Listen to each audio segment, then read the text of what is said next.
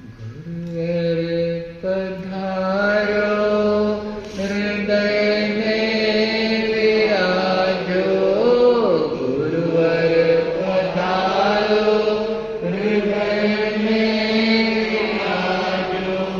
मेरी प्रार्थना है, मेरी प्रार्थना है, अपना बना लो, गले से लगा लो, अपना बना लो, गले से लगा लो।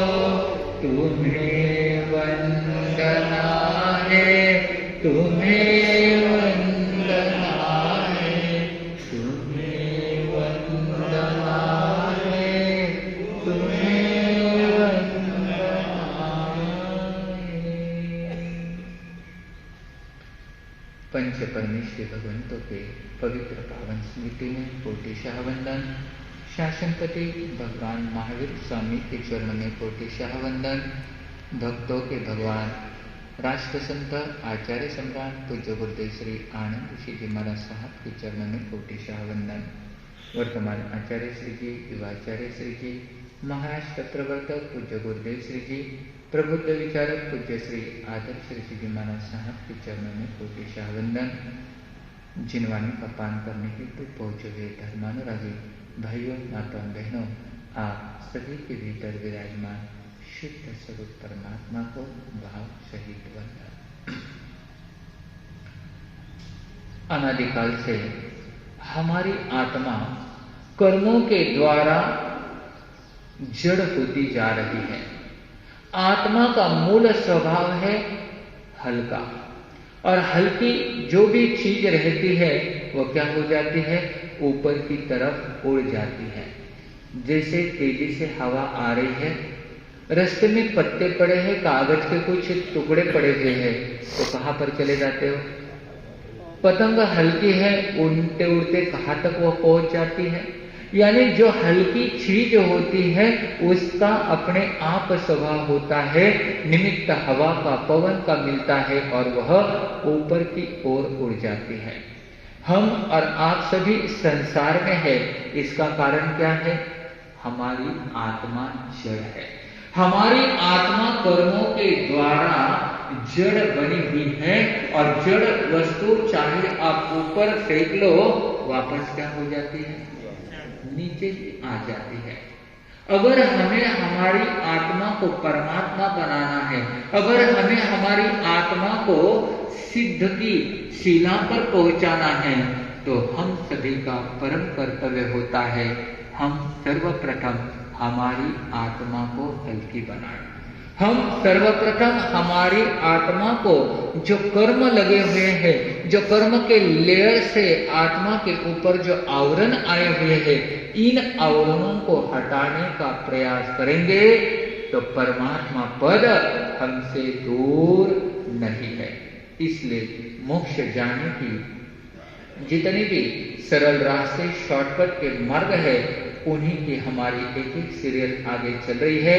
और ये आवश्यक सूत्र के माध्यम से महामंत्र नौका, त्रिकुटा की पाटी, तीन तत्व का पाठ, और उसके बाद में हम इच्छा कारणम की पाटी तक पहुंच गए थे। और इच्छा कारणम की पाटी गमन करने की क्रिया, चलना है, उठना है, बैठना है, सोना है, तो इन गमनागमन की क्रिया में जो कुछ पाप, दोष, अतिचार लगते हैं, उनको देखना है, उनको जानना है और उनका ही प्रतिगमन करने का संकल्प करना है। यहां तक हम पहुंच गए थे।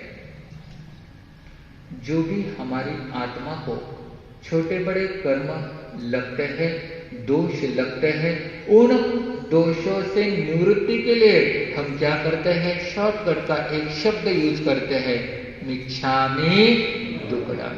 आज की जनरेशन, आज की भाषा में कहीं गलती हुई तो क्या करते हैं?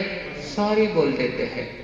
ये मिच्छामि दुक्कडम से आत्मा को लगे हुए पाप थोड़े से ढीले हो जाते हैं, थोड़े से कम हो जाते हैं, लेकिन पूर्णतः चले नहीं जाते हैं। उन सभी पापों को निर्जरित करने के लिए, उस गाढ़े कर्म को हटाने के लिए जैसे उदाहरण दिया जाता है कि बारिश का समय है, बरसात होकर गई है, रास्ते में जगह जगह पे गड्ढे हैं, और नगर के बारे में तो आपको कुछ कहने की जरूरत नहीं है। कितने कितने सालों से आप उसका क्या कर रहे हैं, फेस करते आ रहे हैं। और ऐसे समय में कोई रास्ते में टू व्हीलर गाड़ी लेकर चल रहा है, गड्ढे में से उसकी गाड़ी गई, आप साइड से गड्ढे बचाते बचाते चल रहे थे, और क्या हुआ है, कीचड़ की कुछ छींटे आपके कपड़े के ऊपर, और उस दिन आपको फंक्शन को जाना था और व्हाइट कपड़े पहनकर आप जा रहे थे। अब तो क्या कहना, व्हाइट कपड़े के ऊपर दाग तो तुरंत दिखाई देते, अच्छे नहीं लगते हैं। अब आपने घर पर आया, कपड़े धोने के लिए डाल दिए, लेकिन दाग निकल रहे नहीं है, फिर आप क्या करते हो, बोलो ना, धोबी के पास या ड्राई क्लीन में तुरंत डाल देते हो। फिर वहां पर तो क्या है, पहले जैसे वो कपड़े बन जाते हैं। यही उदाहरण यहाँ पर आता है कि जैसे कपड़े को गहरे दाग लगे हैं, तुरंत नहीं निकलते हैं, तो उसे बार बार धोना पड़ता है। डिटर्जेंट पाउडर से लेकर आला, वीम, रीम, क्या क्या नए नए प्रकार है वो डालने पड़ते हैं, तब जाकर वे दाग क्या होते, वे डब्बे क्या होते, धीरे धीरे धीरे धीरे फेंट, और बाद में क्या हो जाते हैं, एंड मतलब जो नॉर्मल कलर था कपड़े का वैसे की वैसे दिखाई देता है। इसी प्रकार इच्छा कारणम की पार्टी से पहले तो थोड़े से धब्बे क्या हो गए, दूर हो गए हैं, लेकिन उससे और अच्छा साफ सुथरा कपड़ा जैसा था वैसा एज इट इज कपड़े को उसी कलर में लाने के लिए हमें बहुत प्रयत्न करना पड़ता है। तो आगे की पार्टी आ रही है, जिस पार्टी का नाम है कायसर्ग प्रतिज्ञा का पाठ। क्योंकि जैसे दशोत्तरी करनेनम की पार्टी हमारी होती है, हम तुरंत क्या करते हैं, कायसर्ग की मुद्रा में, ध्यान की मुद्रा में बैठ जाते हैं। लेकिन ध्यान करने की प्रारंभिक भूमिका की पार्टी अगर कोई है तो उसका नाम क्या है, दशोत्तरी करनेनम की पार्टी। इसी का ही दूसरा नाम है कायसर्ग प्रतिज्ञा का पाठ। तो आइए हम इसमें विशेष जानकारी भी प्राप्त करेंगे। सर्वप्रथम मूल पाठ की ओर हम बढ़ रहे हैं। दशोत्तरी करनेनम का पाठ अर्थात कायसर्ग शुद्धि का, प्रतिज्ञा का पाठ। अब प्रतिज्ञा यानी संकल्प, प्रतिज्ञा यानी प्रॉमिस, प्रतिज्ञा यानी व्रत ग्रहण करने का एक मन में ठान लेना, इसका नाम होता है प्रतिज्ञा। अब कायसर्ग का मतलब क्या होता है, काया यानी शरीर, उत्सर्ग यानी त्याग कर देना। अब काया का त्याग करेंगे तो चलेगा क्या, नहीं। यहाँ पर काया का मतलब है मन, वचन और काया तीनों का ग्रहण करना चाहिए। और शरीर के प्रति ममत्व, मन के प्रति ममत्व, वचन के प्रति ममत्व, इनका क्या करना है, त्याग कर देना। इसी का नाम होता है कायसर्ग। संधान की विधि में देखते हैं, क्या देखते हैं, उसने शरीर के प्रति आसक्ति को छोड़ दिया है, खाने पीने को छोड़ दिया है, धीरे धीरे मोह माया प्रपंच रिलेशन सबको क्या करते, धीरे धीरे छोड़ने की प्रक्रिया होती है। तो वो होती है सल्लेखना संधारा व्रत। यहाँ पर थोड़ी देर के लिए हमें क्या करना है, यह ममत्व को त्याग करना है। एक सामयिक है तो 1 घंटे के लिए, 2 सामयिक है तो 2 घंटे के लिए, उसको क्या करना है, छोड़ने का प्रयास करना है। तो यह है कायसर्ग, यानी काया के प्रति, शरीर के प्रति ममत्व आसक्ति को छोड़ना है, घटाना है। तस् उत्तरी करनेनम, तस् यानी उस यानी आत्मा, तो आत्मा को उत्तरी करनेनम यानी उत्कृष्ट बनाने के लिए। अब आत्मा तो ऑलरेडी ओरिजिन में बहुत उत्कृष्ट है, समझाने के लिए स्फटिक के समान हमारी आत्मा है। जैसे आईना साफ सुथरा है तो हम क्या करते हैं, उसमें अपना स्वयं का प्रतिबिंब देखते हैं, तो एज इट इज हमें दिखाई देता है। और वही आईने के ऊपर अगर धूल है तो क्या हो जाएगा, दिखेगा नहीं, या अंधुक दिखेगा हमारा चेहरा। धूल को हटा दो, एज इट इज अपने स्वरूप को प्राप्त करो। इसी प्रकार आत्मा कर्म के द्वारा क्या हुई है, जड़ बन गई है, आवरणों से युक्त हुई है। एक एक आवरण को हटाते जाओ, ओरिजिनल स्वरूप को प्राप्त करते जाओ। परमात्मा के दर्शन, परमात्मा दूर नहीं है, हमारे स्वयं के भीतर में पड़ा हुआ है, बैठा हुआ है। उस परमात्मा पद को प्राप्त करने के लिए ज्ञान, साधना और आराधना और तप, इसके द्वारा क्या हो जाएंगे, एक एक कर्म दूर होने वाले हैं, आवरण हटने वाले हैं। तो तस् उत्तरी करने न, उस आत्मा की उत्कृष्ट बनाने के लिए पायचित्त यानी प्रायचित्त। अब देखो, इच्छा कारण की पार्टी में हमने क्या किया, गमनागमन की क्रिया करते समय देखना है, संभल कर चलना है, ओके, सावधानी हमने बरत ली, बहुत अच्छी बात है। लेकिन पहले के जो कर्म लगे हुए हैं उनको जब तक निर्जरित नहीं करेंगे तब तक आत्मा का कल्याण, आत्मा की शुद्ध अवस्था प्रकट होने वाली नहीं है। तो इसलिए प्रायश्चित्त किए हुए अपराधों के लिए क्षमा याचना करना और उसका प्रायश्चित्त मांग लेना। ये प्रायश्चित्त कौन देते हैं, गुरु भगवंत देते हैं। साधु साध्वी आचार्य उपाध्याय जो बड़े बड़े संत रहते हैं, ये प्रायश्चित्त देने के अधिकारी होते हैं। तो ऐसा प्रायश्चित्त करने के लिए विशोही करनेनम, विशेष शुद्धि के लिए। जैसे शरीर कोई काम किया है, बहुत मला हुआ है, तो क्या करते हैं, नहाते हैं तो नहीं बराबर नहीं निकले, अजून काहीतरी रियाशील को हटे, फिर वापस रगड़ के नहाते हैं। तो विशेष शुद्धि वहां पर शरीर की, यहाँ पर आत्मा की विशेष शुद्धि के लिए विसल्लीकरणम, शल्य का त्याग करने के लिए। 3 प्रकार के शल्य होते हैं। शल्य यानी एक प्रकार के कांटे, इन कांटों को निकालना बहुत जरूरी होता है। तो ऐसे शल्य प्रतिक्रमण में भी आता है और बताया गया है, माया निदान और मिथ्या दर्शन शल्य। माया यानी कपट नहीं करना चाहिए। कपट करने वाली आत्मा दूसरे को धोखा दे, उसका कितना हित होगा पता नहीं, लेकिन स्वयं की आत्मा का पहले ही पतन होना प्रारंभ हो जाता है। मिथ्या दर्शन, माया यानी कपट करना, बराबर है। मिथ्या दर्शन शल्य यानी क्या है, मिथ्या यानी विपरीत श्रद्धान करना।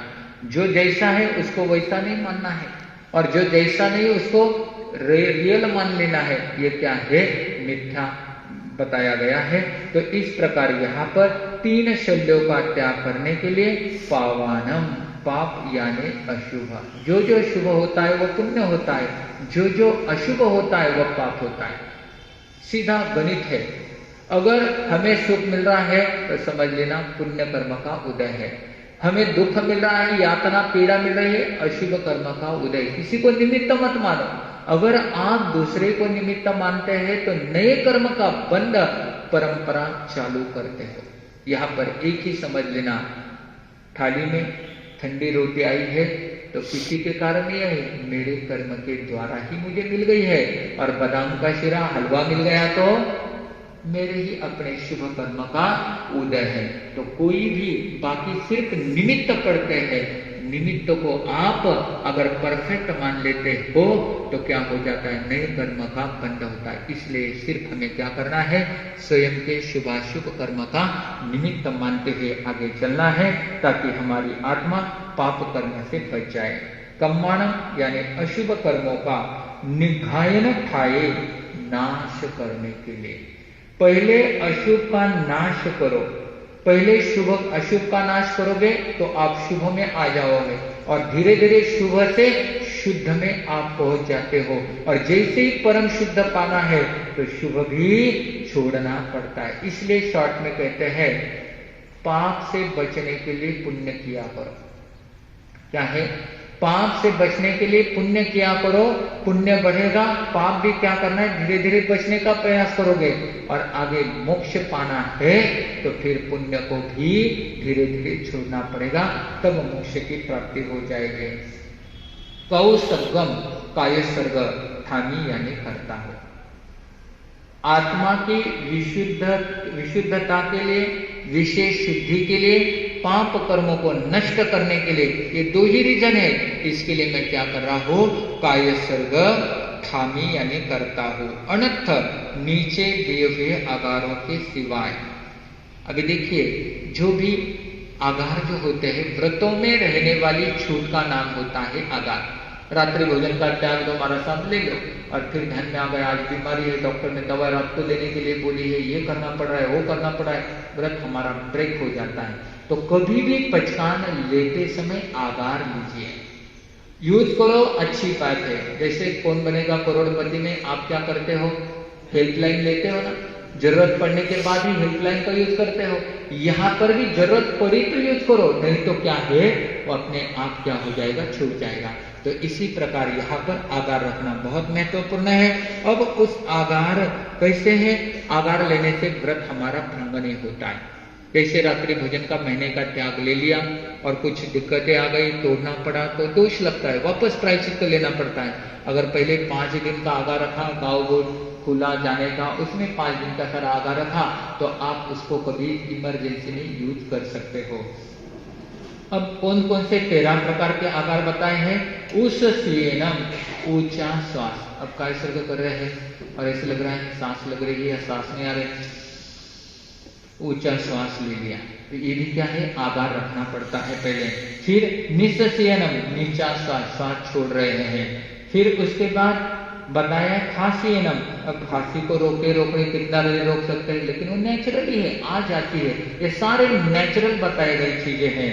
फिर खांसी आने से, छीनम छींक आने से, जम्भाइनम उबासी आने से, भोजन ज्यादा हो गया तो क्या होते हैं, उबासी आना प्रारंभ हो जाती है। इसलिए देखो बड़ा तप हो ना हो, लेकिन एक छोटा सा तप भगवान ने बताया शॉर्टकट का, ऊनो दरी, ऊन यानी पेट, पेट जितनी भूख है उससे थोड़ा सा कम खाना, पेट को हमेशा भरा नहीं रखना, थोड़ा सा जगह रखना, उसका नाम क्या है, ऊनो दरी। ये मत सोचना कि पेट थोड़ा कम रखा है, बाहर कोई अवसर आ गया तो वापस नहीं।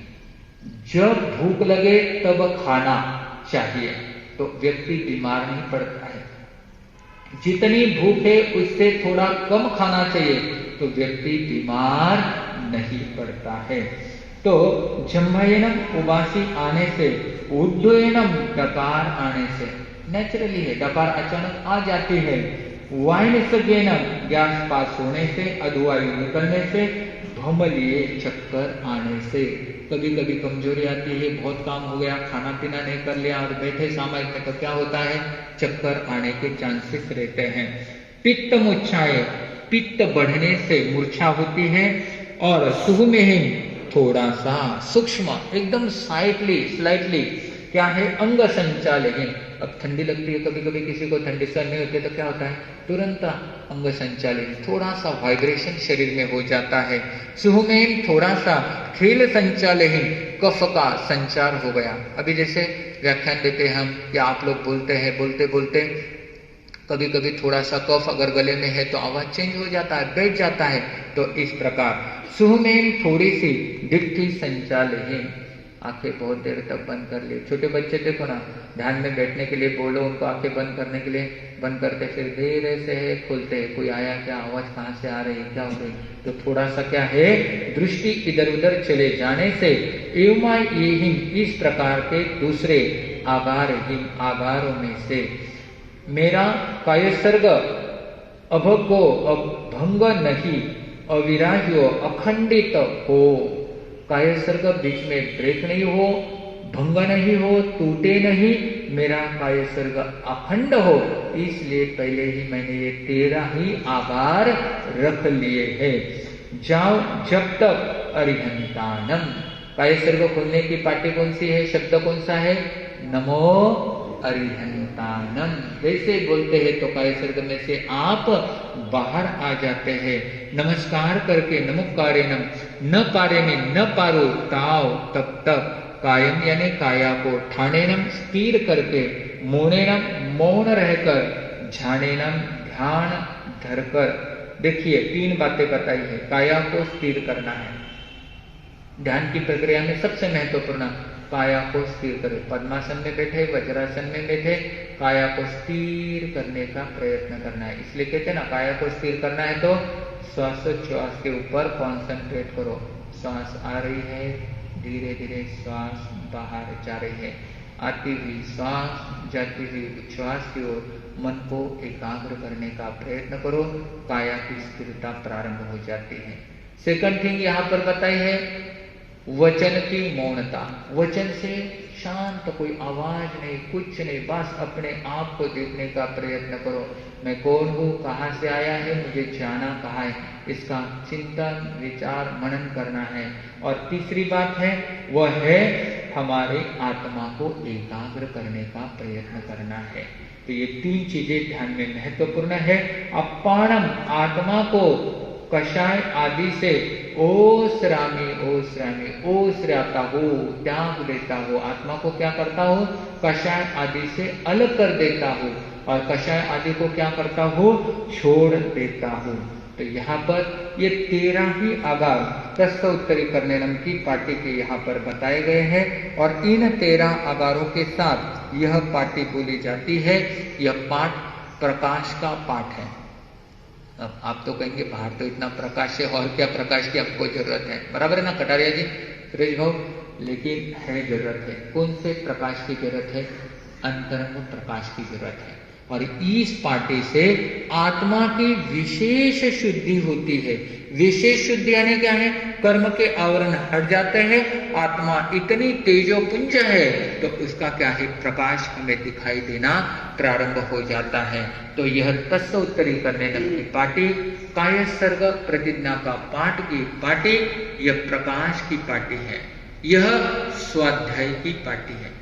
बाहर का स्वाध्याय तो हमने कर लिया, किताब पढ़ लिया, एक एक शब्द पढ़ लिया, लेकिन अंतरंग स्वाध्याय यानी अपनी आत्मा को देखने का प्रयास, तो ये पाठी के द्वारा हमारा स्वाध्याय भी होता है, प्रकाश भी हमें प्राप्त होता है। साथ ही साथ कहते हैं आत्मा की विशुद्ध शुद्धि का पाठ अगर कोई है, प्रैक्टिकल कॉलेज वर्क अगर कोई है, तो वह है हमारी यह तस्व उत्तरी करने नाम की पार्टी। तो हमें इस पार्टी से आज एक संकल्प करना है, बहुत महत्वपूर्ण संकल्प है। तो संकल्प क्या है, हम हमेशा अपने दोषों को देखने का प्रयत्न करेंगे, हम हमेशा अपने कमियों को देखने का प्रयत्न करेंगे, और दूसरे के सद्गुणों को देखने का प्रयत्न